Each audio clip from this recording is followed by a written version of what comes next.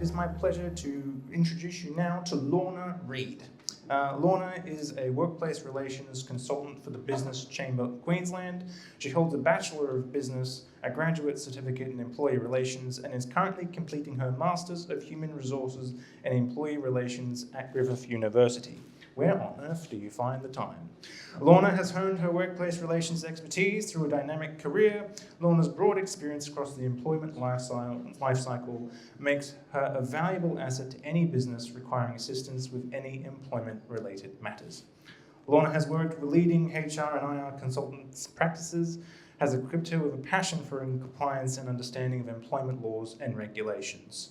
Lorna has experience analysing modern award and EA compliance, a very rare breed indeed, as well as payroll investigations. In her role with Business Chamber Queensland, Lorna is empowering Queensland businesses to ensure compliance while fostering growth and success. Please join me in welcoming Lorna as she presents Industrial Relations for Small Businesses.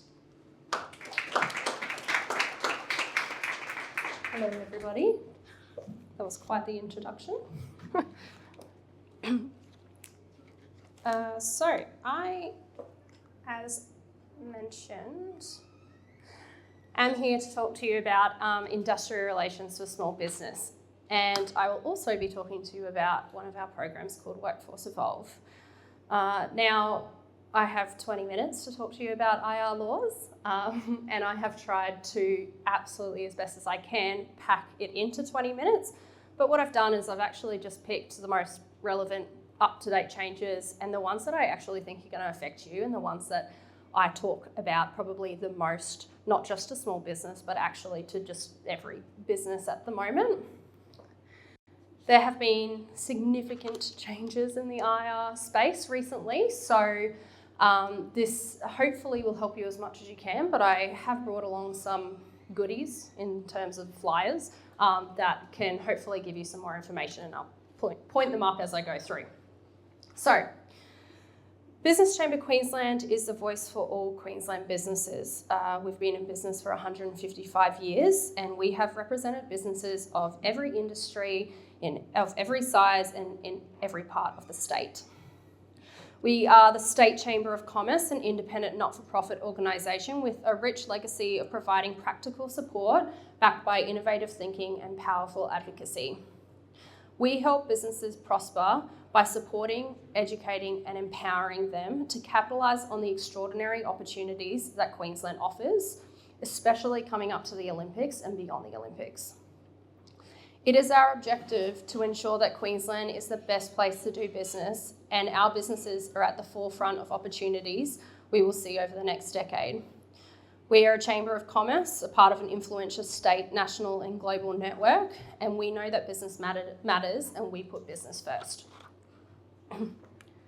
Just a very quick disclaimer to let you know that these are our views, but they are by no means legal advice. And if you would like more detailed advice, you're very welcome to reach out to us. I'll stick around afterwards as well. We have a full workforce advisory team that assists businesses every day with their needs, both in workplace matters and also industrial relations. Okay, so these are the topics for today. Casual employment changes, the right to disconnect, which is probably one of the most controversial ones at the moment. And then at the very end, I'm going to talk to you about Workforce Evolve as well. Before we do get into that, just to give you a background on where this information is coming from and why I've picked these topics. Recently, there has been a change in legislation. We refer to this change as closing loopholes legislation. Closing loopholes. And the Closing Loopholes Bill was introduced in September 2023, and it covered a whole range of topics. And initially, we were of the view that it actually wouldn't get passed until 2024. Then, almost overnight in early December, the government struck a deal with Senators Jackie Lambie and David Pocock, along with the Greens, and what happened was they were able to split the bill into two. The first half of the bill contained the least controversial matters, and that ended up going through, and then The second half of the bill, which was referred to as Closing Loopholes Bill number 2, was debated, and then at the start of this year, it started getting debated at the start of this year, and then overnight what happened was, again, the government struck a deal with Jackie Lambie and David Pocock, and they got the support to push through this legislation, and in return for additional amendments, one of which is the right to disconnect that we will be talking about. So while both of the bills have now received royal assent, the changes actually aren't going to come into effect straight away, and especially for small businesses, you're going to see these changes coming into effect all the way until 2025. There are a lot of dates that I'm going to cover in this, but I have actually got a flyer at the back that has all of the dates that you need to know, and you can take that home, put it up in your office, throw it in the bin if you want, but it is out there if you do want to, so you don't have to furiously write down all of these dates. Okay, casual employment changes.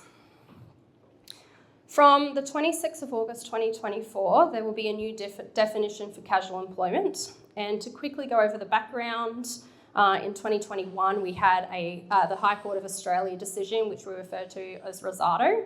The case reviewed a situation where a long-term and regular casual with very clear contract of employment, which stated that they were a casual, had been morphed by a decision of the federal court into a permanent employee because it decided the casual wasn't really a casual. The High Court determined we needed greater precision and directed its focus on the terms of the contract. Then the coalition government amended the Fair Work Act to say that it was the terms of the contract that was the important reference for determining who is and who isn't a casual. And that now the current government has sought via the Closing Loopholes legislation to change the Fair Work Act to overturn the High Court's decision in 2021. And what is interesting is we will be returning to the situation where a person will be a casual if the employment relationship is characterised by an absence of firm advanced commitment to continuing and indefinite work. So we've ironically actually come back into a loophole. Well, not a loophole, but come back into a full circle. The point of consideration on the real substance and the practical reality and true nature of the employment relationship is not just what the contract says. And there are a range of factors in the legislation which will point one way or the other. And this takes us back to a time and returns us to the position where the conduct of the parties after the contract has been entered can also be taken into consideration. So currently, which is before the 26th of August 2024, this year, a person is a casual employee if they have accepted an offer for a job from an employer, knowing that there is no firm advance commitment to continuing an indefinite work according to an agreed pattern of work.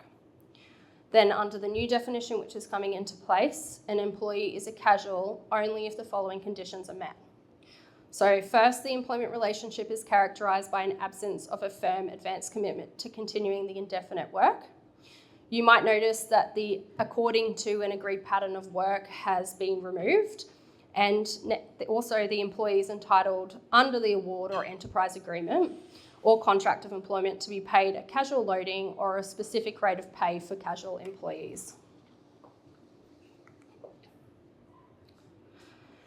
In determining where there is a firm advance commitment to continuing and indefinite work, the Fair Work Act requires consideration of the real substance, practical reality and true nature of the employment relationship. This means the totality of the relationship, not just the terms of the contract, must be considered. Firm advance commitment may be in the form of a mutually agreed term in a contract of employment, in addition to a mutual understanding or expectation between an employer and an employee. This means how the contract is written or performed, including the conduct of the employer and employee after entering into the employment contract, can infer a firm advance commitment.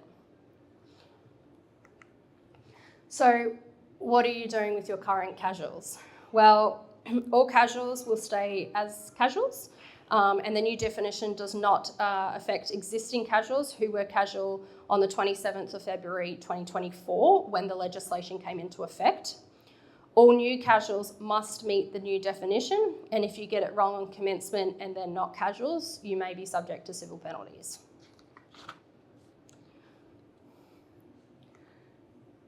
This is probably a practical element for especially your team and what you can do in your own business.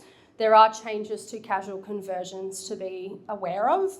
So unless a casual satisfies the relevant tests and actually chooses to become permanent, they're not going to convert. What you have is operational uncertainty. You don't know which casuals may seek to exercise employee choice to convert to permanent or when they might do that. Under the old system, at a certain point in time, employers had to offer a casual permanent employment. An employee could choose to take up this offer, and this is what is going to change. So the process has been streamlined, and employers no need to offer the casual conversion. It's on the employee to request it.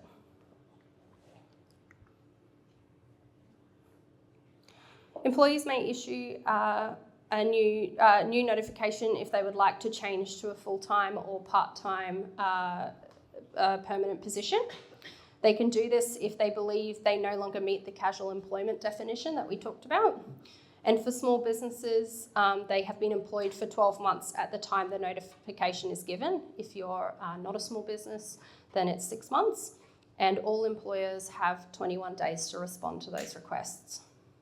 The existing casual conversion rules will be replaced by this employee choice. Just to quickly go over it, when I talk about small businesses under the Fair Work Act, a small business is a business with less than 15 employees, and a medium or large or a non-small business is 15 or more. Okay, so declining a casual conversion request and how might you do that? Well, there are certain grounds for declining it, and it will be a little bit more limited because the tests are broader for casual employment. So you can decline it if the employee may still meet the definition of casual employment, if accepting the notification would affect compliance with recruitment or selection process required under the law of Commonwealth, state or territory, and there are fair and reasonable grounds for declining it. What are those fair and reasonable grounds? Well, substantial changes would be required to the way the employer's business is organised. There would be a significant impact on the employer's business if they were to convert, and substantial changes to the employer's terms and conditions would be reasonably necessary to ensure compliance with the Fair Work instrument. If there is a dispute about converting, then the Fair Work Commission can deal with these. If there is an application made. There will be a new casual Fair Work information statement. This will need to be handed out more regularly, so it will need to be handed out upon employment. It will need to be handed out if you're not a small business at the 6-month anniversary, but if you're a small business, then that doesn't matter. And then on the 12-month anniversary for casual employment as well. And then if you have 15 or more employees, so you're not a small business, you will need to then hand it out more regularly at the 12 months point. So what does this mean for you and what can you do to help with this? It is time to start looking at your contracts and seeing if there are any updates that need to happen, especially coming up to the 26th of August 2024. Your leaders are your biggest protection here. So training your leaders on what this actually is, what this means, and how they may deal with requests. Prepare for the employee-driven request process. So look at how, if you have a HRIS system, or if you have just how you do onboarding, or if you have a filing system, or you're using Outlook to put in dates or a calendar or anything like that. Let's look at how this can help us and the best way for us to manage it, because there are some timeframes that you do need to meet in terms of handing out that Fair Work information statement. Ensure your induction process includes a Fair Work information statement. I am always of the belief of attaching it to the contract when you send it out. It not only proves that you've sent it, but also ensures that you're in the habit of sending it out when they are getting that contract of employment. Ensure your record keeping systems are sufficient and you are keeping everything on a file for everyone that you are bringing on board as well. Okay, so that was probably the meatier one. A lot of information there, but let's go over the right to disconnect. Now, this is an extremely interesting topic because when I talk to small businesses, I actually find that the business owners know quite a lot about this topic, but where they're having a problem is their employees don't know a lot about this topic. And there does seem to be some friction there with the employees and their understanding of it. So first of all, let's talk about the when. So this will come into effect for small businesses on the 26th of August 2025. So you do have a lot of time to prepare for this, but if you're not a small business, then it's the 26th of August 2024. So the right to disconnect is a right for employees. It is an employee's right to ignore contact outside of their working hours in certain situations, either by their employer, but also by third parties that they may be dealing with. So for example, a supplier. However, in saying that, the right to refuse cannot be exercised if it is reasonable that the employer has contacted them. So if you as a business owner, one of the biggest things to note is that you are still allowed to contact your team members outside of their working hours if it is reasonable. What you are not allowed to do, however, is punish your staff for not responding to you out of hours if their refusal is reasonable. So this, another big note is this will now form one of the protected attributes under the Fair Work Act, which means that employees and employers can actually go to the Fair Work Act to deal with disputes over this as well. So I have said reasonable quite a number of times when talking about this, so let's quickly go over what reasonable actually is. So this is not an exhaustive list, but good things to keep in mind. So why was the contact made? What was the reason for it? How was it made? Was it phone? Was it text? Was it email? How is the employee compensated? Are they paid to answer their phone outside of working hours? Does their contract actually say that they may need to answer their phone out of working hours? What's the nature of that employee's role? Are they a salesperson and they're dealing with someone over in WA and the time difference does actually mean that they might need to answer a call outside of working hours? What was the expectation made with them at the start of employment?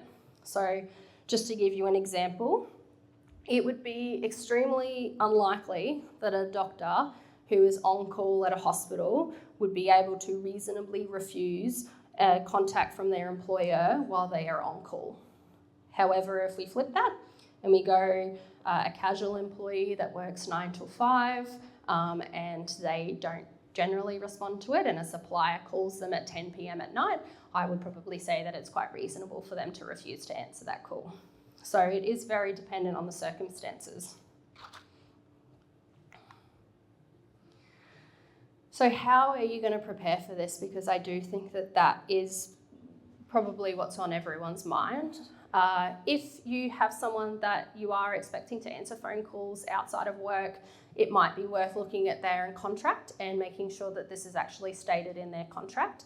We have terms generally in some contracts about reasonable and additional hours, but they don't actually go into, what are reasonable additional hours, what's included in that. So if you are expecting someone to answer calls outside of work, it may be worth getting a very nicely worded clause in someone's contract to say that reasonable additional hours includes contact from suppliers or contact from us outside of working hours. In saying that, just because the clause is in there doesn't mean that it's reasonable. So you do still need to ensure that while that clause might be in the contract, you are still making reasonable decisions when you are contacting them. Looking at how you are actually communicating with people. So on-call rosters, how are you doing that? How are you using apps? Are you using emails? If you're sending emails outside of working hours, might be worth putting in the subject line, this is not urgent or you do not need to respond. If you're sending emails and you're delaying emails, you might decide to delay it during work time. But if you're one of those people that thinks best at night and ends up sending 20 emails to someone, maybe don't have them all come in at 8:30 in the morning, might be a bit daunting. So just thinking about your technology that you're using and exactly how you are going to use that best for your employees, but also for your employer and your business and your leaders and your managers as well. Policies. So it is definitely a good idea to get a policy on this. Your policy will outline what the right to disconnect is. It'll establish expectations regarding out-of-hours contact. It will establish that for your managers, your leaders, your employees. But it will also go over what happens if there is a dispute. So if someone is being contacted and they believe that it is unreasonable for that contact to occur, they can go to the policy and figure out who to go to internally, which means that they will likely go internal and talk to you about the problem before they go external and talk to the commission about the problem. So it is important to give employees the know-how on how to raise these disputes with you. And if it can't be dealt with internally, then you actually, as an employer, have as much right to go to the Fair Work Commission to deal with the dispute as the employee. And the Fair Work Commission can issue stop orders.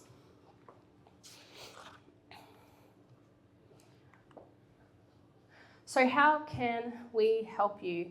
I have just put a lot of information in your brain and I am very sorry for that. So hopefully I have hit the main points. But we have an IR Reforms Information Guide and fact sheet. So we have developed a number of resources for companies. We have this timeline, which I have put over there on the bar, which will tell you all of the dates that all of these things do come into effect. We have a number of resources and a list of resources that I've also put over there. This includes the right to disconnect policy as well, so you don't have to go home and figure out how to write it yourself. That is a legally drafted policy, which is very good. If you're wanting to get your documents looked at in terms of your contracts of employment, your policies, or you're just wanting to get them up to date and have someone look over it, absolutely we can do that. In fact, I'm probably the one that's going to do that. So if you do contact Business Chamber Queensland, you will get one of our workplace advisory staff members. You'll either get one of our consultants or our advisors or our manager, and we are all very equipped. And we are all quite a small team and work very well together. We can also help you train and educate your staff. We can interpret awards for you. We can tell you how much to pay your staff. We can, any kind of IR workplace relations questions that you have that starts getting a bit, hairy and you just don't want to deal with. We have a helpline that you can call up as part of a membership, and you can call us and talk to us about all of that. Sometimes I just get HR managers that call me for a very lovely rant, and then they're quite happy to go on with their day. They just need someone to bounce some ideas off. We actually have a free business bulletin, which is on this slide. So if you go onto our website, that comes out with all of the things that we do as a company. We actually don't only provide HR support, we also have an international team that deals with domestic and international exporting and importing. We have a sustainability eco team as well that helps your business with their sustainable practices. We have an advocacy team, so we actually we do submissions to the government when there are changes. We advocate for small businesses, and we do a lot of regional roadshows and help you connect with small businesses as well. We are running a workplace relations conference, so if I have enticed you at all with the new changes and you want to learn more about it, but actually the practical reality of it and how you might do it, we have a workplace relations conference coming up. We have some really exciting speakers coming, especially if you're an IR nerd like me. We have Vice President Ingrid Asbury from the Fair Work Commission. We have Cletus Brown from the Fair Work Ombudsman coming, and we will be talking about not only the IR reforms changes from closing the loopholes, but also psychosocial hazards, respect at work, so sexual harassment, and how to deal with that in your workplace, and compliance with the Fair Work Ombudsman as well. Isn't it? Oh, I'm so sorry. Well, I'm hoping this one's going to work. So what I'll do is I have flyers at the back, and I'm hoping this one works, but if it doesn't, let me know. I might also get Lorna, if you can send the direct link. I'll add that when I send out the slides. Yep. The email, the direct link. Absolutely. Oh, okay. I will. I'll see if that one doesn't work. Then I will provide the link to you as well. Thanks, Kate. Okay. So my very last thing that I wanted to talk about, and probably quite an exciting thing, is we have a program called Workforce Evolve. Now, we know that recruiting and retaining staff at the moment is one of the biggest constraints on business growth, and competing for talent is a major challenge for Queensland businesses. That is why Business Chamber Queensland is delivering the Workforce Evolve program, which is funded through the Queensland Government Workforce Connect Fund. It is a fully free program, and it provides businesses with the tools and framework to adjust their recruitment and management approaches to reach the widest segment of job seekers possible and support a diverse workforce now and into the future. There are 6 units in there that are fully downloadable, and they take less than an hour to complete. As you go through each unit, you don't have to do all of them, you don't have to do them in order, you can do them as you want to, but as you do each one, you then get a free 1-hour coaching session with one of our coaches.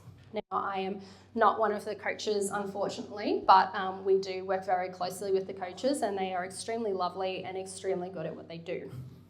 Sorry, can I say? Yes. I recently did that Workforce Evolve course and found it to be really fantastic, practical, amazing experience. Free, 6 hours of your life over a 6-week, 1-hour course. Yeah. Highly recommend. Yeah, it is extremely good. When I started working for Business Chamber Queensland, couldn't believe that this was something that they offered for free. I mean, 6 hours of free coaching from a HR professional is pretty good. If you do choose to do all 6 of the modules, then you become Workforce Evolve verified and receive a verification badge that you can use on your job ads and on your website or social media to further enhance your employment brand. Now, I have provided a little, if that URL code doesn't work, hopefully, this one definitely does. So there's some cards on the back as well. So if you want to take one of those, again, it's fully free, and 6 hours of free coaching is absolutely ridiculously good. So, sorry to interrupt, Lorna. And just to add, I've recently learned that there's discussions occurring between Business Chamber Queensland and the government around moving towards that Workforce Evolve becoming a component of effectively large government tenders. Yep. That to win government tenders, you will need to be Workforce Evolve verified. So the concept of getting in early, getting it done, it just puts you at the forefront before those kind of implementations occur. Yeah, exactly right. And especially coming up to the Olympics, we are really hoping to get this program as one of the procurement strategies for the Olympics, which means that people would have to do this program to be able to procure or tender for Olympic work that's happening. Keep putting this down, sorry. We offer a program called My HR Manager. It is, as part of it, you get our top tier of membership. But you also get one of our lovely consultants, it will be me, for 1 day a week every month. What will happen is I will come into your workforce, or we can do it over Microsoft Teams, and I will sit there and you can throw anything you want at me in terms of HR, IR stuff, and I will help you through it. That means if you just need help administrating your policies, if you need help onboarding someone, if you need help terminating someone, hopefully not, touch wood. If you need help looking at all of your policies and making sure they're up to date, making sure your contracts are up to date, If you need help auditing your payroll system and making sure you're paying people correctly, then that is something that we can do. That is something that we can help. And yeah, you'll get to use my brain for 8 hours. Yep. Got a question. Yes. Do you need to be a member in order to access all of that? This one, yes. So the Workforce Evolve program, no. The Workforce Evolve, no, that's absolutely free. Any business can sign up for that. You do not have to be a member. This My HR Manager, yes, you do have to be a member. You actually get a membership with the program. So you'll get our top tier membership with the program as well. I have left a flyer over there. And I've also left a flyer for our memberships just in case you are thinking about signing up. That is also over there. We have 3 tiers of membership depending on how much you want and what you need. This one you don't have to be a member for. We also run a free helpline for Queensland employers to help with workers' compensation. Now, workers' compensation and work cover claims are very daunting, and I know that a lot of people can get very overwhelmed with them. I mean, it's an overwhelming process even for someone like me. So we run a free helpline. You can call us, you can email us. We will help you guide you through the process. We don't generally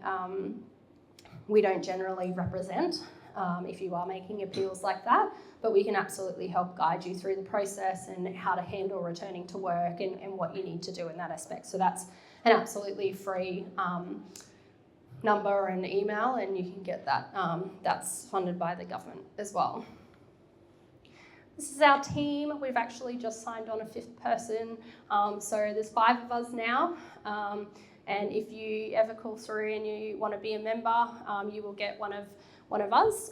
We all sit on the helpline so we can all help you, but we're also a very tight-knit team and we all love IR. So we all work very closely together and help you with your problems. Depending on what you do, we all have very varying expertise. As said, I focus on compliance and wage, and I have a background in IT and small business as well. So I generally like to stick to that, but I also love to venture out into very hairy, complex questions because I can then exercise the brain. And if you want to be a member, then there's the QR code. Hopefully that one works. Otherwise, there's a flyer on the bar over there. And thank you very much for today. I really appreciate it. I'll be sticking around if you have any questions.